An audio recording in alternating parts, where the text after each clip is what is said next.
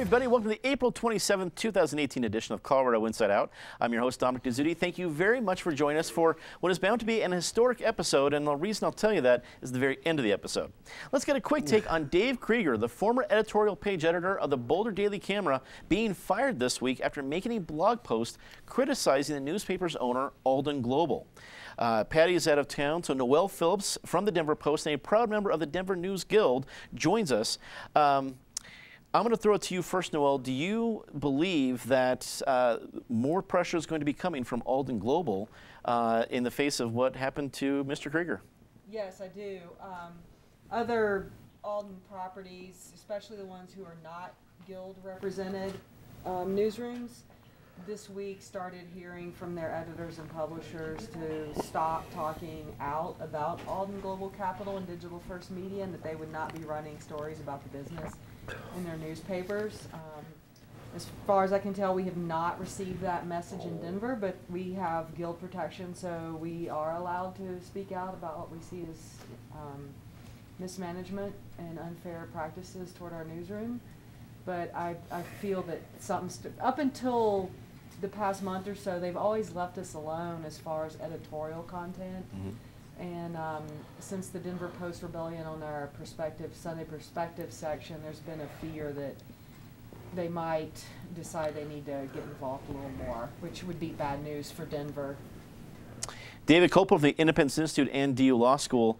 When we see a move like this, is this going to add more, is this going to chill more dissent, or might this actually stoke the fires a little bit because of a pretty drastic move? Well, it's to ensure that no dissent appears in any of the Alden properties. So if you want the news about the news, you can't go to the Denver Post or the Boulder Daily Camera or whatever. You know, you think online letters to the editor in the Daily Camera are going to be allowed to address Krieger's firing, and good for him. That was a really brave and gutsy thing to do, and admirable. And he's a journalistic hero, and I hope that one day there's a drawing of him in the Press Hall of Fame at the Denver Press Club. But Alden Global continues to just wreck local journalism. Today it was announced that the cannabis, one of the major features in the Denver Post, is going to be eliminated. And they covered marijuana legalization in Colorado really well on both sides. They talked about problems like with pesticides and being in some of the plants. And they also talked about, you know, kids who were coming here from out of state to get medical treatment they couldn't get elsewhere. And so instead of actual coverage, they're just going to use their bots to aggregate marijuana stories, which of course you can get anywhere from someplace else. So Alden's doing everything it can to destroy the Denver Post. Penfield Tate joins us, attorney with QTech Rock, also a longtime state lawmaker. Penn, do you think this is going to inspire possibly a potential competitor, somebody out there that was already seeing the headlines about what's going on, but now it's a bit more aggressive? Is this an opportunity for somebody? You know, I think it is, and we've talked about this on the show a couple of times. And number one, you have to hand it to Krieger and the editorial staff at the Post for speaking out against this problem. You know, a free press loses credibility if they criticize everybody else but their own situation, and so it's appropriate that they're writing.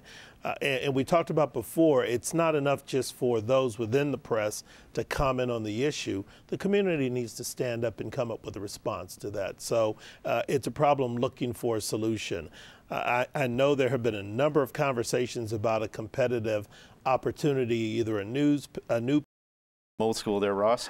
Wrap it up for us. What were some of your reactions when you saw Dave Krieger fired for posting what he said not in the Boulder Daily Camera, but on a blog post? Yeah, my first reaction, and having had Chuck Plunkett on my show after he wrote what he wrote, was that Dave Krieger proved that it's better to ask forgiveness than permission. He was told no before the editorial ran anywhere, and he posted it anyway. And he might have been fired anyway, but I think the thing's a mess. I think if you look at, for example, coloradopolitics.com and sort of the Gazette family and Anschutz folks there, they look to be, in my mind, kind of seeing what this landscape might look like. So if I were going to look for a competitor, I might look there. I'd love to see a Krieger byline on that news site, paper, whatever you want to call it in the future. Denver Police Chief Robert White announces retirement this week, effective once his replacement is found. Chief White has led the department for 6 years, and his announcement comes in the heels of Mayor Hancock saying he would not be disciplined for his handling of 2 cases in 2016 and 2017. Noel, you have covered a variety of issues for the Denver Post, but including crime and police issues. How would you encapsulate Chief White's tenure, his 6-year tenure here in Denver? Well, Chief White came in as a reformer. And so those guys that label themselves reformers and want to make change are always going to get pushback from the rank and file. And that happened to the extreme here in Denver. He and the police union never got along. It was a constant fight. He also didn't always endear himself to the community. He often would say he has some good ideas, and he's made a lot of changes at the Denver Police Department. And I think he is sincere about making reforms for the better. But a prime example of his style was when he decided to rewrite the use of force policy. And this is huge in a police department, especially in today's climate with community expectations toward police officers. And when they decide to shoot, punch, kick, tase, pepper spray a suspect, White wanted to rewrite it, and he did, and said, here's my plan, and you can email me comment. Well, that did not go over in Denver at all. The community wants to be involved. And White eventually broke down. There was a panel. It's taken a year. And I'm not sure he ever learned his lesson. There are multiple examples of where he said he wasn't going to do something, and then community pressure would make him do it. But at the end of the day, I think he will be noted for a lot of changes he did make at the police department that ultimately are in line with modern policing. David, for 26 years, the community has been coming to Colorado Inside Out, rightly or wrongly, to get the inside views of issues like this. When you saw the announcement of Chief White's retirement, what came to you as the inside story, the real scoop? Is this really Jim just looking to retire at the end of a long career?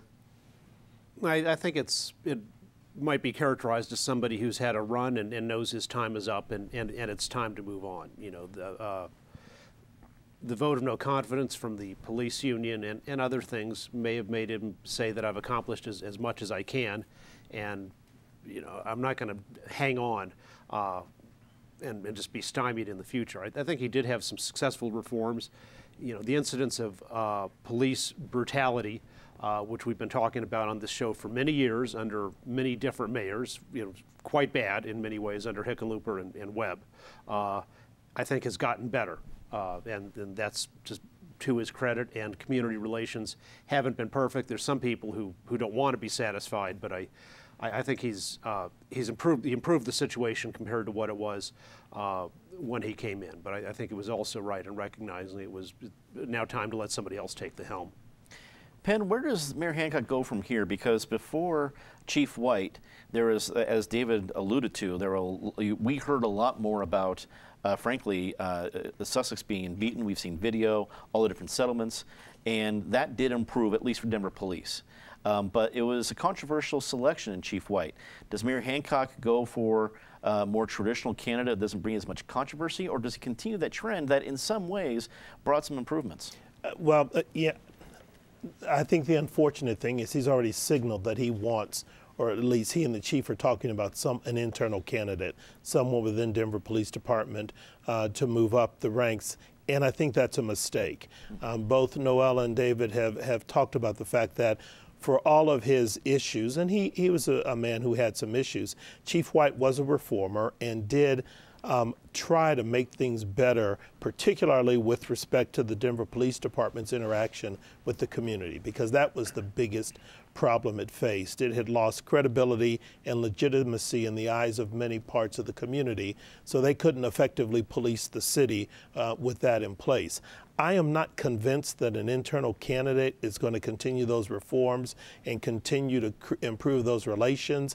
And the simple, really strident opposition the union had to Chief White sort of signals that, and I think with some portions of the community, particularly the more progressive elements, they're concerned that we'll see a rollback to the days of Buster Snyder, to bring back an old name, and some other folks, where you didn't have to beat suspects, you just beat anybody on the street who mouthed off to you back in those days. And so I think the mayor would be well advised to continue this trend, look for a good candidate from outside of the city who can sort of come in, get a fresh start, and continue some of these reforms, because we're still not, within the entire Department of Safety, we're still not where we need to be. Ross, this didn't seem like great timing for the mayor. It could be completely unrelated, but we had issues about saying he wasn't going to be disciplined, but it was unprofessional behavior. What does this mean for the city when the police chief, in this kind of, for a 6-year tenure, announces his retirement like this? You know, for me, I think if he's a really focused reformer, sometimes you just realize you're up against something. The establishment means something when you really think about that word. It's hard to be a reformer no matter where you are, unless you're a true superhero.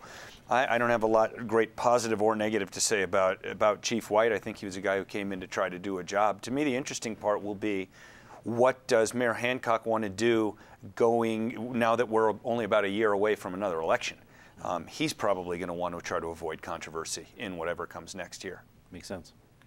The primary ballot continued to evolve this week as Doug Robinson was ruled eligible for the GOP gubernatorial race, while the Colorado Supreme Court ruled that U.S. Representative Doug Lamborn did not qualify for the GOP primary in CD5.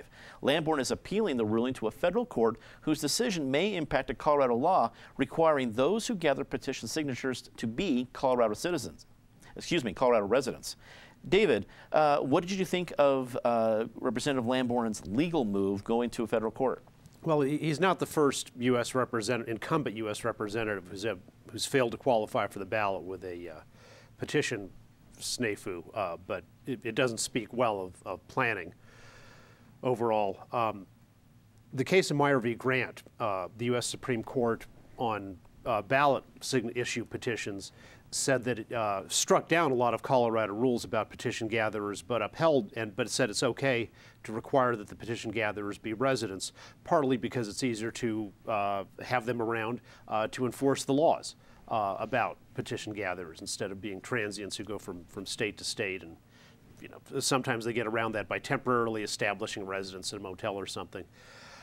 So it seems uphill legally, but there have been lots of federal court cases where Colorado election laws have been ruled unconstitutional, so you can't discount Lamborn's chance of winning completely.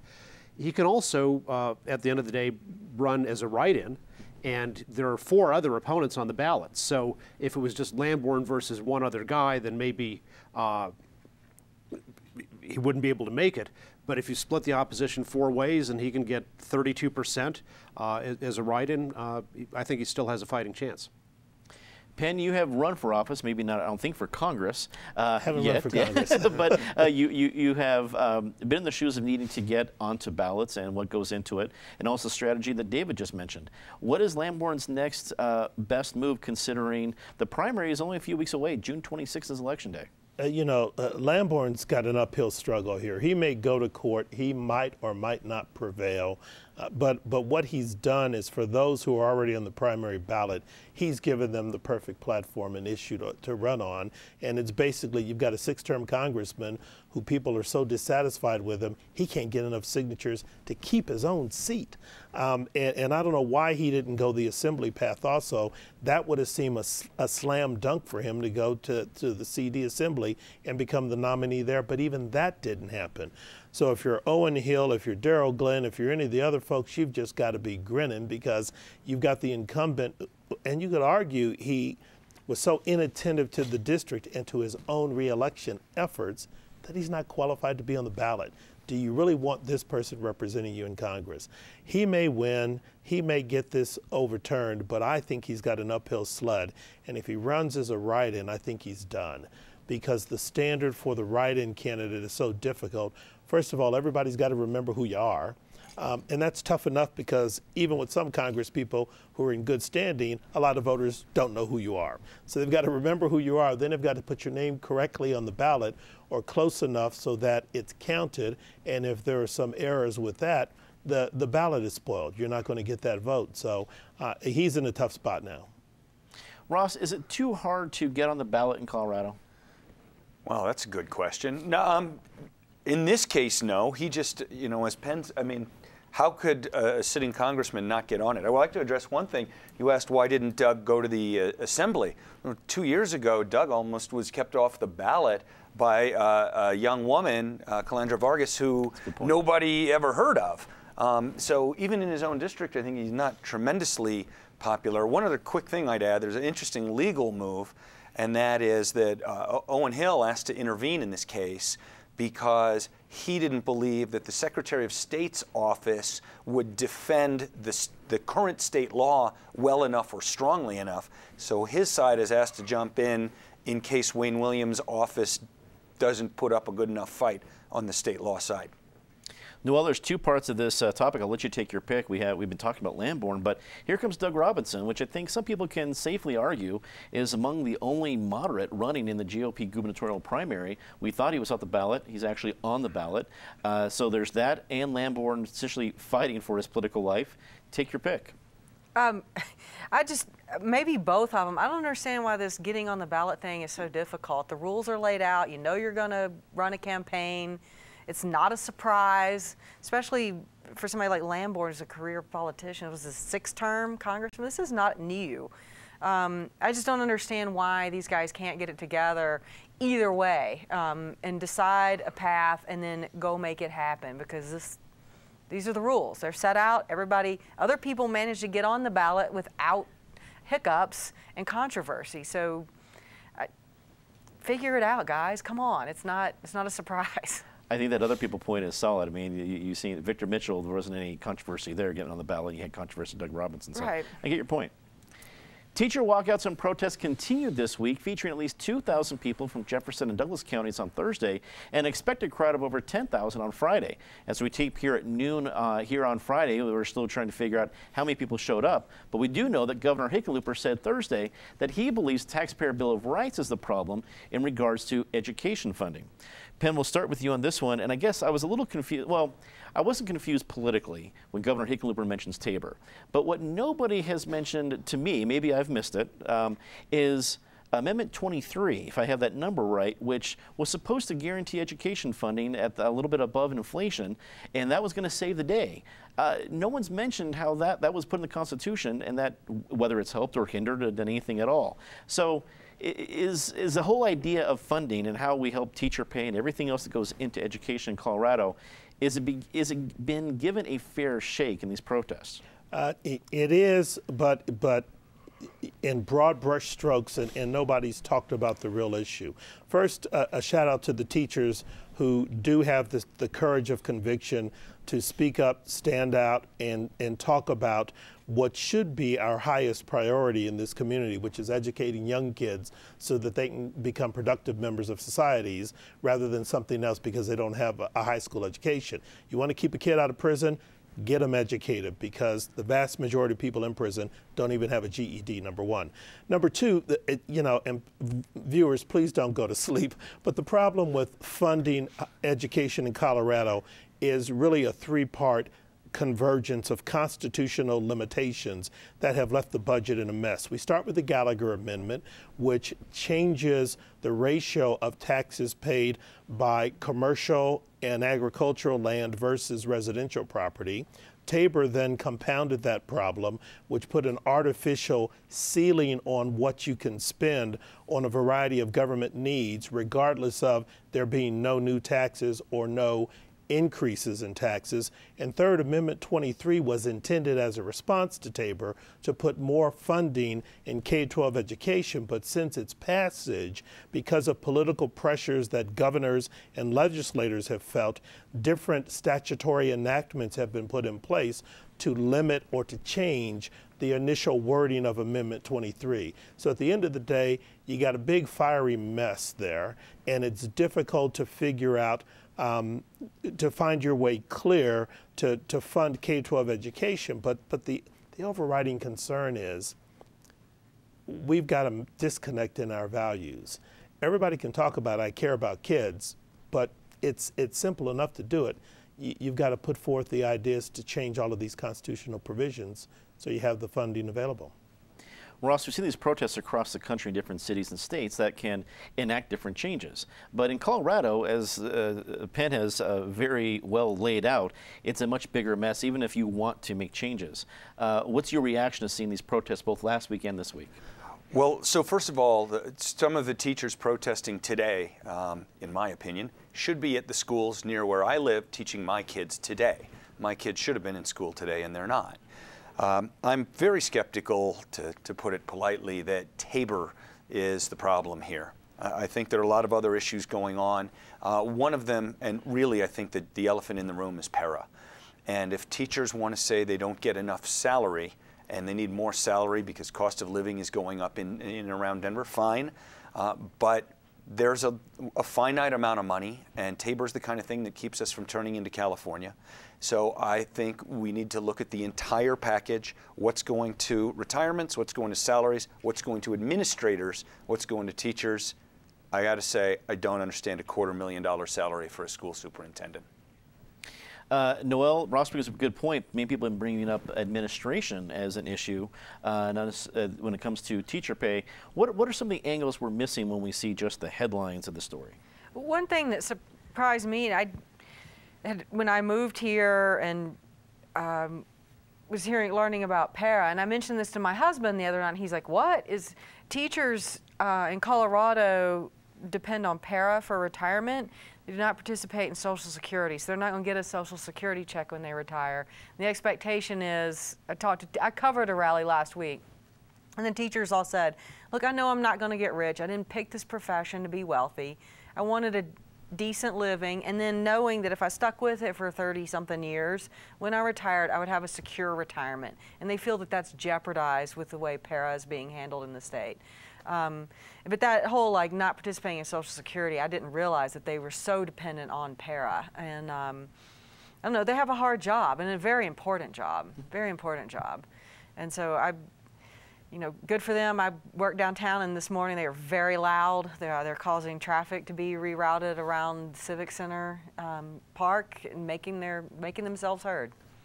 David, what's missing from the conversation from what we've seen so far? Douglas and Jeffco teachers protesting at the Capitol is ironic because teacher salaries are set by the local elected school board. It's not by the state legislature.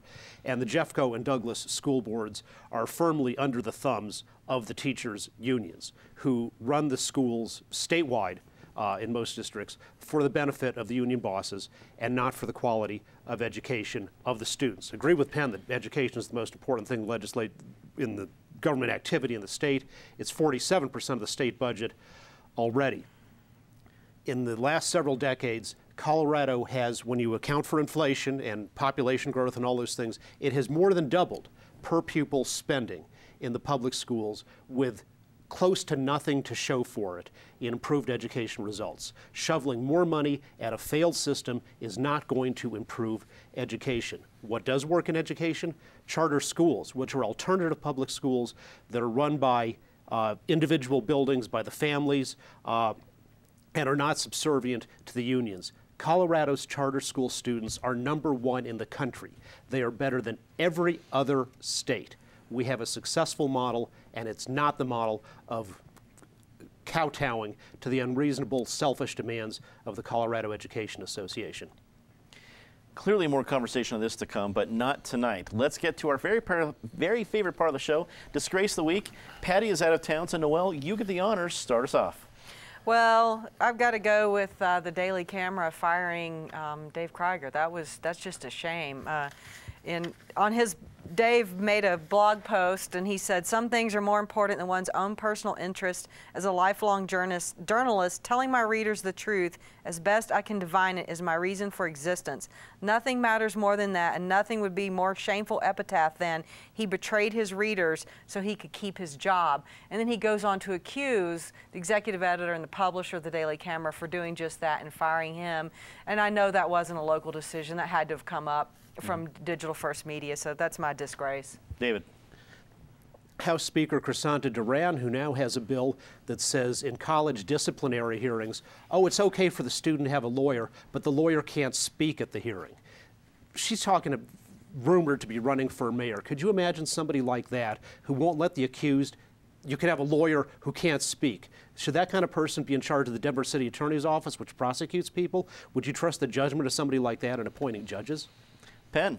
I agree with Noel. The Dave Krieger firing is, the Krieger firing. Enough said. It's inexplicable.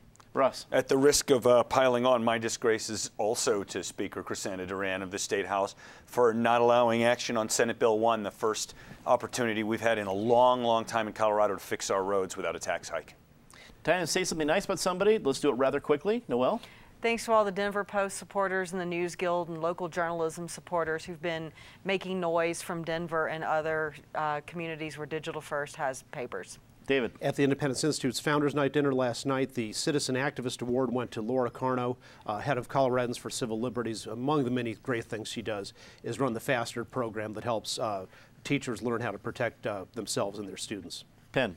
To the protesting teachers, thank you for stepping up and drawing attention to the situation in K-12 education. Ross. Something nice to a non-human. I've got a new hobby, stepping outside my house for a minute before going to work each day and listening to the birds chirp. They make every day better for me. So thank you, birds. I think that is one historic moment for today's show. I don't understand that the birds have ever gotten a say something nice. The other reason that it's a historic night, this is our last episode we'll be taping in standard definition. We have exciting news that affects this show and then next week. We're doing a major equipment upgrade next week in our studio, and because we'll be literally under construction, we won't be able to tape a show next week. Instead, we'll be offering a replay of one of our favorite trips in the time machine back to 1876. So we'll be back on May 11th with a brand new look thanks to your support. So thank you for making it happen. That's all the time we have for this edition of Colorado Inside Out. Be sure to take CIO wherever you go. We're on Facebook, Twitter, YouTube, you name it, we are there. Also, be sure to check out our podcast on iTunes or Google Play. For everyone here at Colorado Public Television, I'm Dominic Dezzutti. Thank you very much. Good night.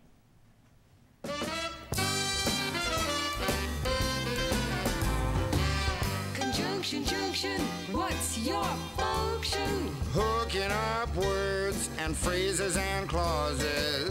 Conjunction, how's that function? I got 3 favorite cars that get more.